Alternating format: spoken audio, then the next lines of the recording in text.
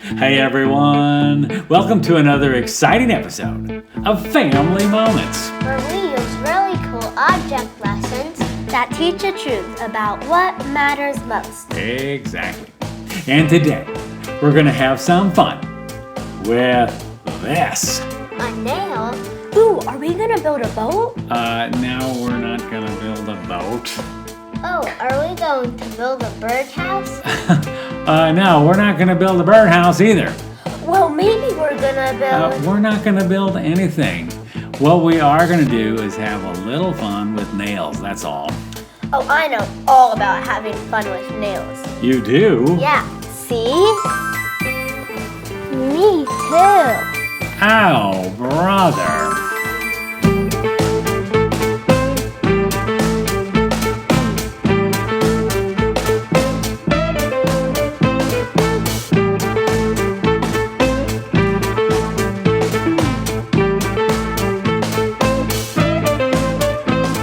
Hey friends, Pastor Robbie here, along with today's special co-hosts, Aline and Colin. Hello. And today, we're going to have some fun learning about being grounded in truth. Grounded in truth? Yes, grounded in truth. That sounds great. I just have one question. What's that? What does that mean? Well, being grounded in truth means that you live your life based on the truth that's found in God's Word, the Bible. So what's that really mean? Yeah, like in real life. Well, for example, we know that one of the 10 Commandments found in the Bible tells us not to steal. And so the principle would be to not take things that don't belong to you. And if you're always reading God's Word and believing it, you'll become more grounded in truth and hopefully stop from taking things even when you're tempted to do so. I'm pretty good about not stealing. Yeah, me too. Well, it's not just about following rules. It's about having God's Word be an anchor in your life. You mean like a ship anchor? Well, sort of. A ship anchor keeps it from drifting, and God's Word does the same thing. Let me show you what I mean with this nail. If I set it upright on the table, how hard is it to blow over? Not hard at all, see? You're right. But when we are anchored in God's Word, now try to blow it over. It's not budging. Right, because it's grounded in truth. If you're grounded in truth, God can do amazing things in your life, like balance a paperclip on the end of a nail. What in the world? That's amazing. How do you do that? Well, this is just a little trick with a magnet to keep it steady. Oh man, I should have known. But God's Word isn't a trick. One of the most amazing things about being grounded in truth is that you are no longer a slave to sin. A slave to sin? You're talking church language again. Well, it is found in the Bible.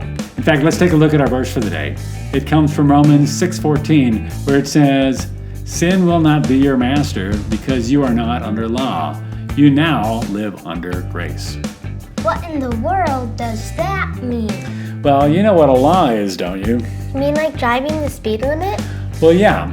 Just like the penalty for breaking that law would be a speeding ticket, the Bible tells us that the penalty for sinning is death. Death? That's pretty steep. Yeah, it is. This verse is telling us that if we are Christ followers, we are no longer under the punishment law of death. We have God's grace. We have a new life in Him. And the more grounded we are in Him, the more we will recognize and stop the sin before it even happens. I think that makes sense. Let me demonstrate this for you with a little object lesson I like to call, whew, that was close. And all we're going to need is an empty 2-liter bottle with a sin label, a string, a nut, some duct tape, a really strong magnet, a few books, and a metal surface like this small baking pan. Now let's tie one end of the string through the nut and hang it from the ceiling. And let's attach our nut to the top of the magnet and secure it with duct tape. Now if I just hold the magnet up and drop it, what do you think will happen? It will fall. Are you sure? Of course I'm sure. And you're right. That's because the law of gravity says that things will fall when you drop them, not just float around like outer space where there's no gravity. Now what if I bring it over here and let it go? Will it fall straight down or swing? It will swing. Are you sure? Hey, you're right. I wonder why it just didn't stop. That's because it has energy behind it. Right again. It's called the law of inertia. It has to do with Newton's first law of motion. I never heard of that law. Well, it means that once it's in motion, it's not just going to stop. So let's pretend that this 2-liter bottle is sin that you're about to make a bad decision about. What kind of bad decision? Well, let's say that you're at your friend's house and his parents leave for a little while and your friend wants to watch an inappropriate movie while they're gone.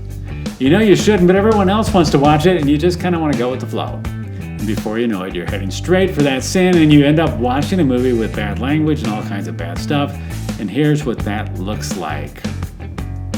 Well, what was I supposed to do? Just stop?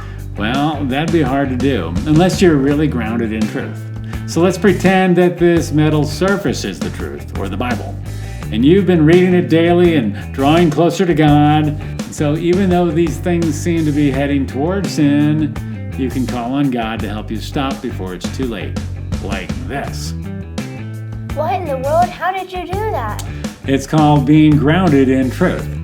You recognize where things were heading and it wasn't good, and you stopped just in time.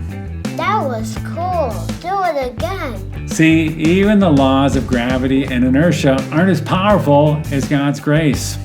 Sounds like it'd be a good idea to read my Bible every day. Being grounded in truth is a beautiful thing. So, Aline and Colin, what did you learn today? I learned that I can be grounded in truth if I read my Bible and follow the Lord. Exactly. And God's grace is more powerful than any law. Very good. Now, we were just thinking about another object lesson. Oh, really? Yeah, about sin. Well, what about sin? It's kind of like a wrecking ball. A wrecking ball? Where are you going to find one of those? Wait here. Wait here. Oh, brother. Are you ready? For what? If you would have been grounded, it wouldn't have knocked you over. Yeah, you better keep reading your Bible. I do read my Bible.